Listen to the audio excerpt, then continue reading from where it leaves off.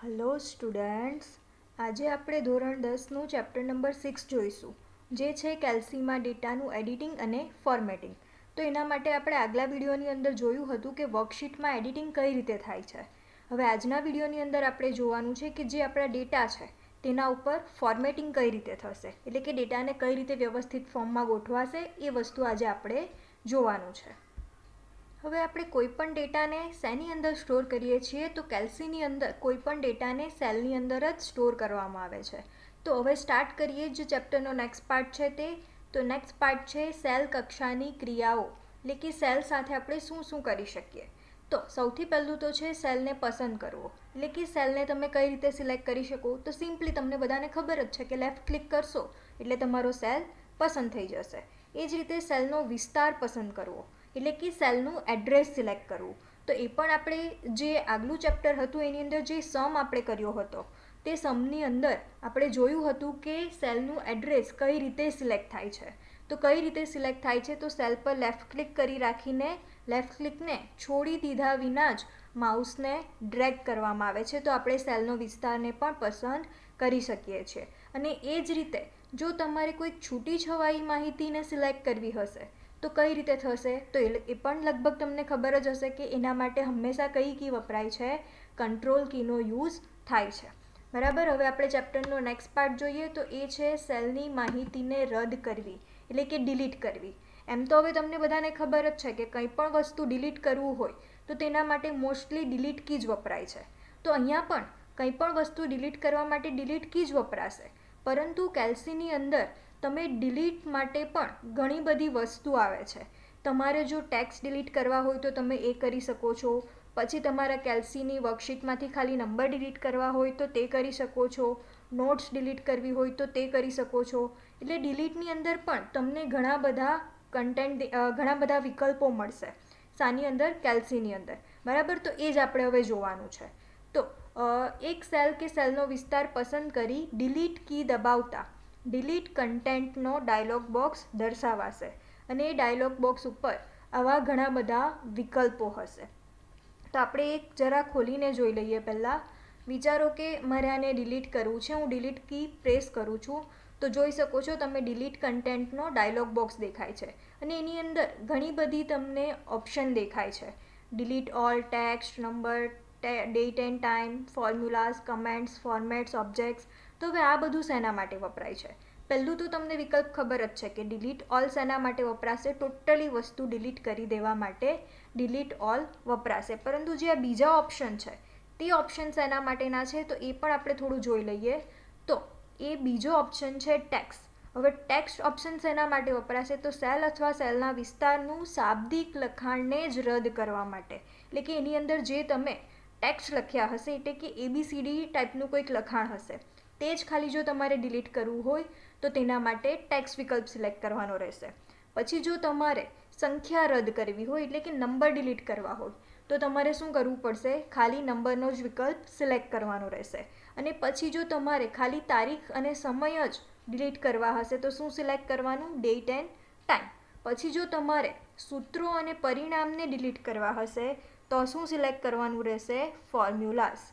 એ જ રીતે જો તમે કોઈક સેલની અંદર નોટ એડ કરી હોય તો એ નોટને જો તમારે ડિલીટ કરવી હોય તો તમારે સિમ્પલી શું સિલેક્ટ કરવાનું, નોટ સિલેક્ટ કરવાનું. ત્યારબાદ તમે જો સેલની અંદર કંઈક ફોર્મેટિંગ કર્યું હશે અને આ ફોર્મેટિંગને જ તમારે ખાલી ડિલીટ કરવું હોય, એના સિવાય કોઈ પણ વસ્તુ જો ડિલીટ ના કરવું હોય તો તેના માટે શેનો ઉપયોગ થશે, ફોર્મેટ્સનો ઉપયોગ થશે.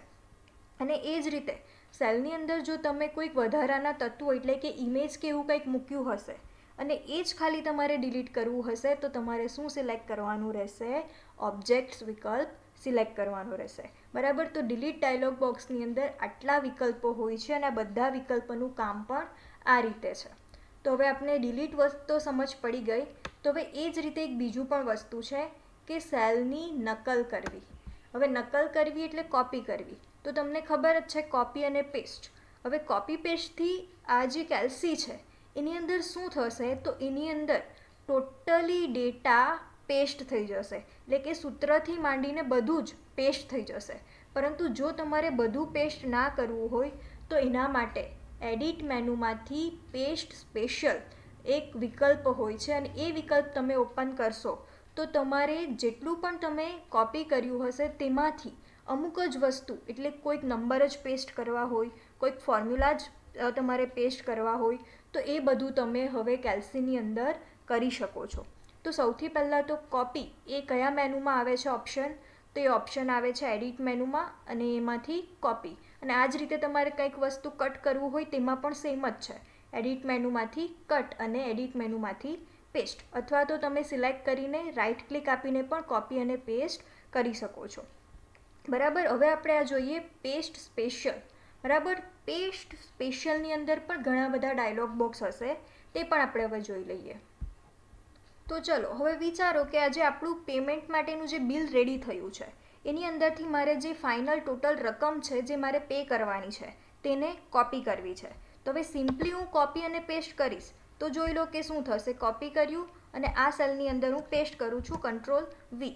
તો જોઈ લો હવે આપણું આ જે નંબર છે તે તો આપણા પેસ્ટ થયા જ છે, પણ તેની સાથે સાથે શું પેસ્ટ થયું છે, તો તેની સાથે સાથે જે તમારો ફોર્મ્યુલા છે તે પણ પેસ્ટ થઈ ગયો છે.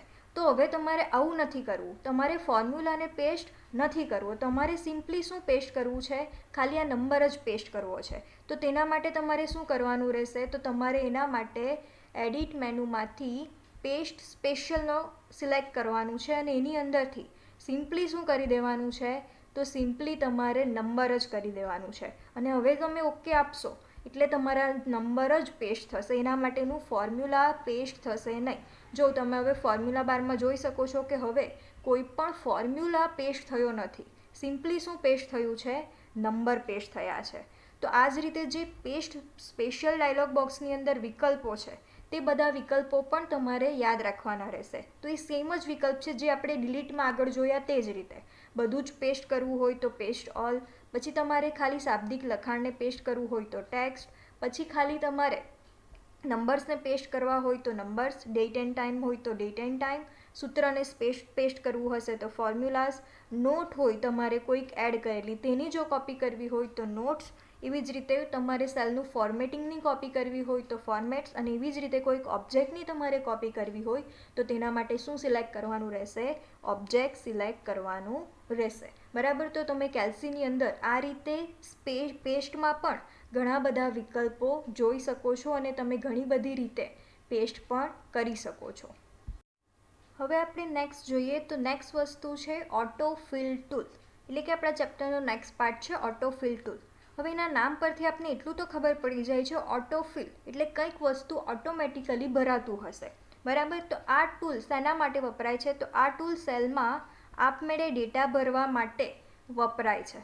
એટલે કે આપમેળે ડેટા એટલે કઈ રીતે, એટલે કે જો તમે એક સેલની અંદર લખ્યું હશે 1, બીજા સેલની અંદર લખ્યું હશે 2, ત્રીજા સેલની અંદર લખ્યું હશે 3, અને પછી તમે સેલમાં જે તમને બાજુમાં એક ચોરસ દેખાય તેને તમે ડ્રેગ કરશો તો બાકીના સેલની અંદર પણ જેવી રીતે 1, 2, 3માં આપણે વચ્ચે એક એકનો ગેપ હોય છે તેવી જ રીતે તમારા બાકીના ડેટા પણ ફિલ થઈ જશે. અને જે આપમેળે ભરાયેલ સંખ્યા હશે તે કેવી હશે, સમાંતર શ્રેણી તરીકે જ ઓળખાશે. એટલે કે જે તમે ડેટા એન્ટર કર્યા હશે તે જ પ્રમાણે બીજા ડેટા પણ ઓટોમેટિક ભરાશે. હવે આપણે આ વસ્તુ થોડું પ્રેક્ટિકલી જોઈ લઈએ તો વધારે આઈડિયા આવશે. હવે વિચારો કે આ સેલની અંદર હું 1 લખું છું, 2 લખું છું, 3 લખું છું. હવે 3 સેલને એકી સાથે સિલેક્ટ કરીને જે તમને અહીંયા ચોરસ એક પોઇન્ટર જેવું દેખાય છે તેના પર તમારે ક્લિક કરીને માઉસને ડ્રેગ કરવાનું છે. હવે તમે જેવું ડ્રેગ કરશો એટલે બાકીના સેલની અંદર તમને 4, 5, 6, 7 દેખાઈ જશે. અને એ જ રીતે જો મેં ડેટા 2, 4, 6 એવું લખ્યું હશે એટલે કે મેં વચ્ચેથી એક સ્કીપ કરી દીધા છે, અને આ રીતે જો તમે લખ્યું હશે તો શું થશે, તો બાકીના ડેટા જે ફિલ થશે તે પણ એ જ રીતે થશે, 8, 10, 12 અને 14. એટલે કે જે ડેટા બને છે તે શું હશે, સમાંતર શ્રેણી જ હશે. બરાબર, એ જ રીતે તમે એવું નથી કે તમે ઊભું જ કરી શકો છો, આ વસ્તુ તમે આડું પણ કરી શકો છો. તો હવે હું લખું છું 3, 6, 9 એટલે મેં હવે 3, 3નો ગેપ કર્યો છે તો એ પણ થશે. હવે તમારે સિમ્પલી એને ડાબું ડ્રેગ કરવાનું છે તો જોઈ લો અહીંયા પણ 12 અને 15 તમને મળી ગયા. એટલે કે તમે આ રીતે કોઈ પણ સમાંતર શ્રેણી ઓટોમેટિક કરી શકો છો શાની મદદથી, ઓટો ફિલ ટૂલની મદદથી. બરાબર, આટલી વસ્તુ તો આપને સમજ પડી ગઈ. તો હવે આપણે જોઈએ ચેપ્ટરનો નેક્સ્ટ પાર્ટ, તે છે સાપેક્ષ સ્થાનાંક અને નિરપેક્ષ સ્થાનાંક.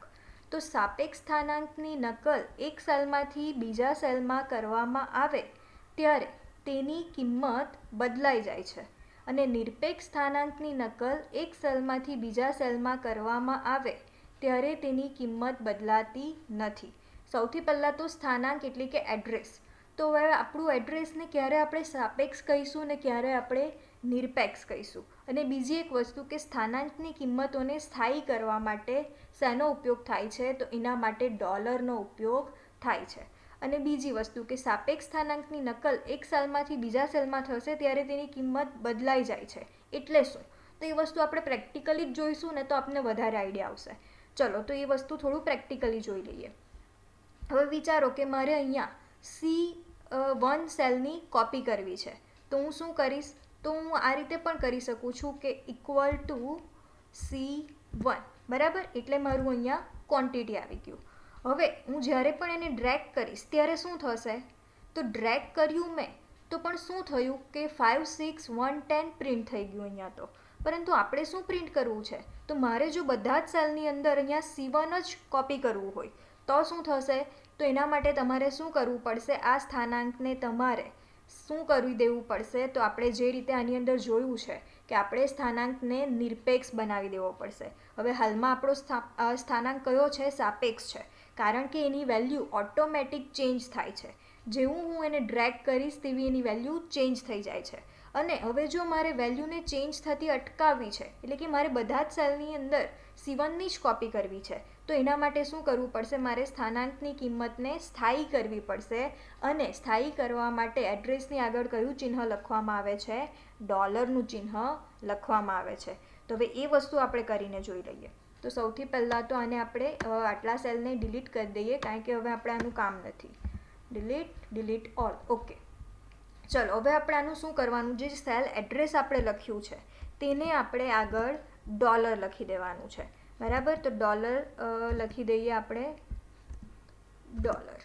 ચલો હવે હું એન્ટર આપું છું અને હવે હું આને જેવું ડ્રેગ કરીશ તો બધા સેલની અંદર શું પ્રિન્ટ થશે? ક્વોન્ટિટી જ પ્રિન્ટ થશે, કારણ કે હવે મેં સ્થાનાંકની કિંમતને સ્થાયી કરી દીધી છે, બરાબર. તો આવી રીતે તમને ક્યારેય પણ એવું જરૂર પડે કે તમારે કોઈક સેલને સ્થાયી કરી દેવો છે, તમે ગમે એટલું ડ્રેગ કરો પણ એ સેલની વેલ્યુ તમારે એ જ રાખવી છે, તો એના માટે તમારે શું કરી દેવાનું છે? એની આગળ તમારે ડોલરનું ચિહ્ન મૂકી દેવાનું છે, બરાબર. તો આ થયું સાપેક્ષ સ્થાનાંક અને નિરપેક્ષ સ્થાનાંક. આની અંદરથી તમારે ખાલી એટલું યાદ રાખવાનું છે કે એક સેલમાંથી બીજા સેલમાં જ્યારે એની કિંમતને કોપી કરવામાં આવે ત્યારે શું થશે? કિંમત બદલાઈ જાય તો તેવા સ્થાનાંકને શું કહેવાશે? સાપેક્ષ. અને જેની કિંમત નહીં બદલાય તેને શું કહેવાશે? નિરપેક્ષ કહેવાશે, બરાબર. ને આ ક્વેશ્ચન તો એક્ઝામની અંદર ઘણીવાર પૂછાય છે. આની અંદરથી એક ક્વેશ્ચન તો હશે જ, કાં તો પૂછશે સાપેક્ષ સ્થાનાંકોને કહેવાય, કાં તો પૂછશે નિરપેક્ષ સ્થાનાંકોને કહેવાય, અને કાં તો એવું પૂછશે કે કોઈ પણ સેલની કિંમતને સ્થાયી કરવા સેલની આગળ કયું ચિહ્ન મૂકવામાં આવે? ડોલરનું ચિહ્ન મૂકવામાં આવે, બરાબર. આટલી વસ્તુ તો આની અંદરથી પૂછાશે. ચલો હવે જોઈએ ચેપ્ટરનો નેક્સ્ટ પાર્ટ, જે છે સેલને ફોર્મેટ કરવો. સેલનું ફોર્મેટિંગ એટલે કે તેના ગુણધર્મો બદલવા, જેવા કે સેલનો રંગ, સેલની અંદરની ઇમેજ ઉમેરવી, સેલની કિનારી આપવી, સેલની અંદર રહેલા ફોન્ટ બદલવા. તો આ બધું તમારે જે પણ કરવું હોય કાર્ય તેને શું કહેવામાં આવે છે? સેલનું ફોર્મેટિંગ કહેવામાં આવે છે. અને આ તમામ કાર્ય કરવા માટે ફોર્મેટ સેલ્સ ડાયલોગ બોક્સ તથા ફોર્મેટિંગ ટૂલબારના વિકલ્પો વપરાય છે. અને બીજી વસ્તુ કે ફોર્મેટ સેલ ડાયલોગ બોક્સ ક્યાંથી ખુલશે? તો ફોર્મેટ મેનુમાંથી સેલ્સ વિકલ્પની મદદથી તમે આ ડાયલોગ બોક્સને ખોલી શકો છો. તો ચલો આપણે જોઈ લઈએ. તો આપણું ફોર્મેટિંગ ટૂલબાર કયું છે? તો તમને આ જે દેખાય છે એ આપણું ફોર્મેટિંગ ટૂલબાર છે. એની અંદરથી જોઈ લો, તમે ફોન્ટના ટાઈપ બદલી શકો છો, સાઇઝ બદલી શકો છો, બોલ્ડ, ઇટાલિક, અંડરલાઇન, અલાઇનમેન્ટ તમે ચેન્જ કરી શકો છો, ત્યારબાદ નંબર ફોર્મેટ, આ બધું તમે આની અંદરથી ચેન્જ કરી શકો છો. અને આ સેમ વસ્તુ તમે શાની અંદરથી કરી શકો? તો આ સેમ વસ્તુ તમે ફોર્મેટ ટૂલબારની અંદર સેલ્સ આની અંદરથી પણ કરી શકો છો. જોઈ લો હવે આની અંદર તમને ઘણા બધા વિકલ્પો દેખાય છે. એની અંદર સૌથી પહેલું શું છે? Tab numbers.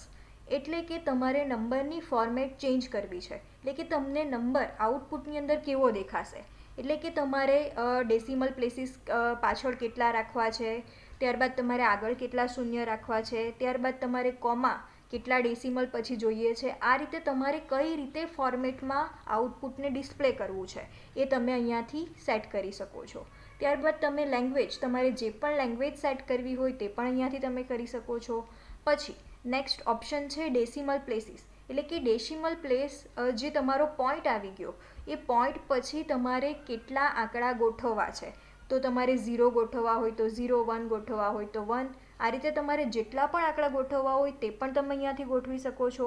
એ જ રીતે નેક્સ્ટ લીડિંગ ઝીરોઝ, એટલે કે તમારે કોઈ પણ નંબર હશે તેની આગળ કેટલા 0 ગોઠવવા છે તે પણ તમે અહીંયાથી સેટ કરી શકશો. એ જ રીતે તમારે નેગેટિવ નંબરને રેડ કલરમાં દર્શાવવા હોય તો તમે અહીંયાથી આ ચેકબોક્સને સિલેક્ટ કરી શકશો. પછી તમારે 1000 સેપરેટર, એટલે કે 1000 જે વેલ્યુ આવશે એ પછી તમારે કોમાનું ચિહ્ન મૂકવું હોય તો તે પણ તમે મૂકી શકો છો. જોઈ લો, જેવું હું અહીંયા કંઈ પણ ચેન્જીસ કરું છું ને તે ચેન્જીસ તમને અહીંયા દેખાય છે, બરાબર. હવે હું અહીંયા 1000 સેપરેટર મૂકીશ તો જોઈ લો તમે અહીંયા કોમાનું ચિહ્ન એડ થઈ ગયું છે, બરાબર. એટલે આ રીતે તમે કોઈ પણ વસ્તુ એડ કરી શકો છો શાની મદદથી? નંબર્સ ટેબની મદદથી. એ જ રીતે નેક્સ્ટ તમારે કંઈક વસ્તુ સેટ કરવું હોય તો કે ફન્ટ. હવે ફન્ટના ટાઈપ તમારે બદલવા હોય તો એ તો વસ્તુ સિમ્પલ છે, તમને ખબર જ છે, તમે અહીંયાથી બદલી શકશો. એ જ રીતે તો પછી તમારે ફન્ટનું બોલ્ડ કરવા છે, ઇટાલિક કરવા છે, અંડરલાઇન કરવું છે તો તે પણ અહીંયાથી થશે. એ જ રીતે તમારે ફન્ટની સાઇઝ બદલવી હશે તો એ પણ થશે. પછી લેંગ્વેજ ચેન્જ કરવી હશે તે પણ થશે. એ જ રીતે ફન્ટ પર તમારે કોઈક ઇફેક્ટ આપવી હોય તે વસ્તુ પણ અહીંયાથી પોસિબલ છે. પછી અલાઇનમેન્ટ સેટ કરવી હોય તો તે પણ તમે કરી શકો. તમારે સેલની બોર્ડર બદલવી છે, બોર્ડરની ઘણી બધી સ્ટાઇલ આપવી છે, બોર્ડરની તમારે કેટલા પોઈન્ટ પહોળી જોઈએ છે બોર્ડર તે તમે સેટ કરી શકો છો. પછી બેકગ્રાઉન્ડનો કલર પણ તમે સેટ કરી શકો છો. તો આ બધી વસ્તુ તમે ફોર્મેટ સેલ્સના ડાયલોગ બોક્સથી કરી શકો છો, બરાબર. એટલે આટલી વસ્તુ તમે સેલ પર ફોર્મેટિંગ કરી શકો છો. અને આ જ બધી વસ્તુ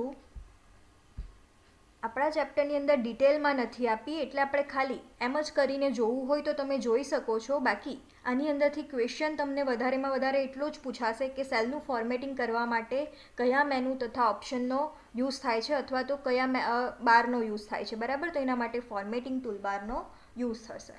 ચલો, તો હવે આપણે ચેપ્ટરનો નેક્સ્ટ પાર્ટ નેક્સ્ટ ટાઈમ જોઈશું.